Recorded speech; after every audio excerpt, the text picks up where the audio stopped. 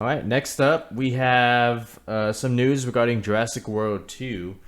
Director Colin Trevorrow went on the Jurassic Cast podcast. I think that's a pretty cool name.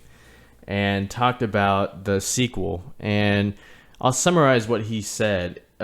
He basically, all right, so Jurassic World, it was all based on a quote from Ian Malcolm, which was, "You stood on the shoulders of geniuses to accomplish something as fast as you could. And before you even knew what you had, you patented it, you packaged it, and slapped it on a plastic lunchbox, and now you want to sell it." And he brings up how in that movie he tried to make Ian Malcolm's quote, as reality as it can get. That's why you saw so many product placements like Verizon and Starbucks and all these other things, because these big corporations, they want to sponsor this thing, before even know that. I mean, they probably had an idea of what the dangers were, but all right, I'm getting a little bit off topic. So for the next film, Colin Trevorrow quoted another quote from a character from the original film in Dr. Alan Grant. And what he said was, for Jurassic World 2, we're trying to find a foundation. And he quoted saying, "Dinosaurs and man, separated by 65 million years of evolution, have been thrown back into the mix together. How can we know what to expect?" And this kind of foreshadows the next step for Jurassic World 2. I like how Trevorrow is continuing to use quotes from the original film to kind of tell the next story. Yeah, kind of hint towards what's to come. And when he says dinosaurs and man thrown back in the mix together, for me, it means that in the next film, we're going to see a lot of dinosaurs in different places around the world. Oh, yeah, it makes sense. Yeah. So, I mean, how do you like this approach? And, I mean, do you like where it's going, Jurassic World 2? I know you were pretty high on Jurassic World. I mean, we don't know where it's going, but we can get an idea from the way the movie ended, right, and from the way what they've been talking about in these quotes. But it's clever what he's doing, but I just have a question. He is not for sure coming back to direct yet, and he said he's most likely not going to direct. Oh, right? No, he's serving as his executive producer because I mean, Star Wars. Yeah, he's very busy with another property, so yeah.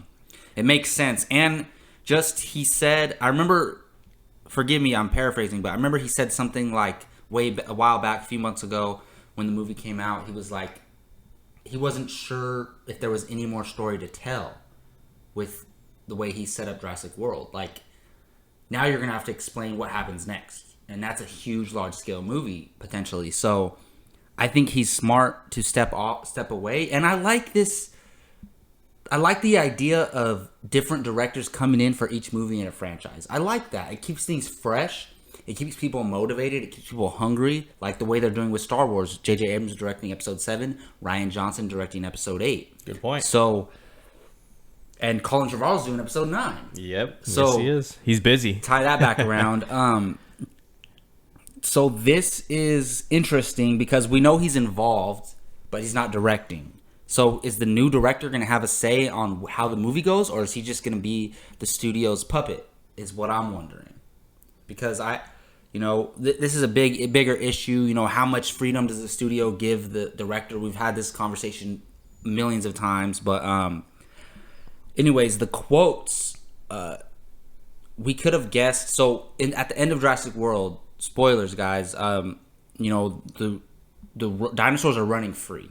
They are on an island, so the ones on foot technically can't go anywhere.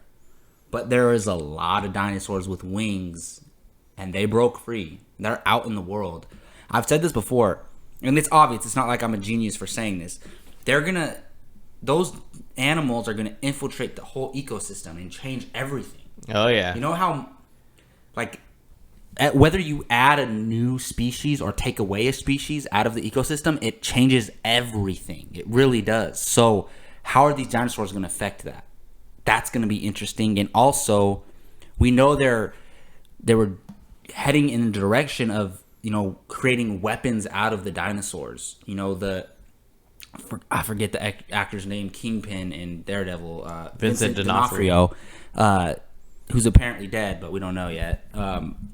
He was the whole time he was talking about creating weapons out of these dinosaurs. So that's very interesting to me. I know a lot of people said they don't want to see them go in that direction.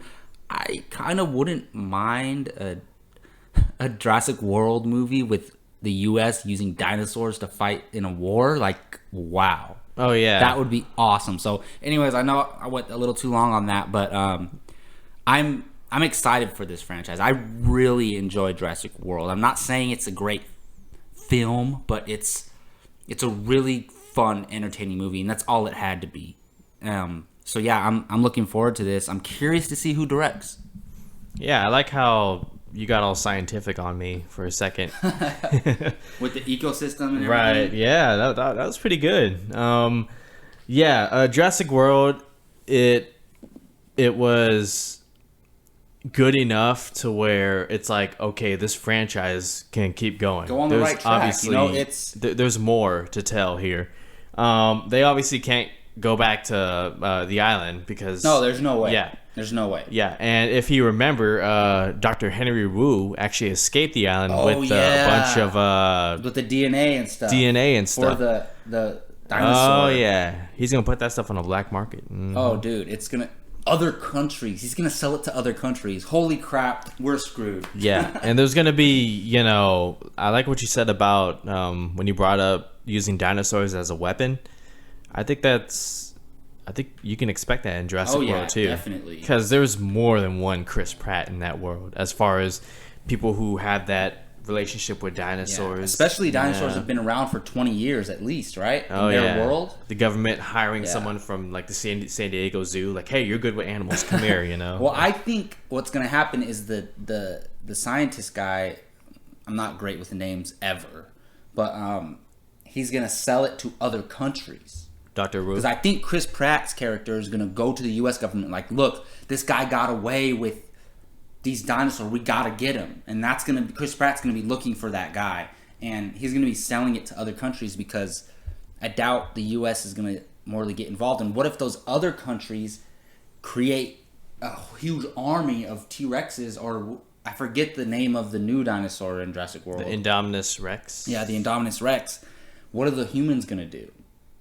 Are they going to create their own dinosaur army? Or are they going to create like robots to fight the dinosaurs? Nah, they're going to shoot and they're not going to miss. Exactly. They're going to nuke them. I don't know. But yeah, I mean, obviously, there's a lot to be excited about this franchise going forward, I think. Yeah, I mean, for one, both Chris Pratt and Bryce Dallas Howard will be reprising their roles for Jurassic World 2, which is scheduled June 22nd, 2018. So look out for more developments going into next year, including a new director and some new cast members.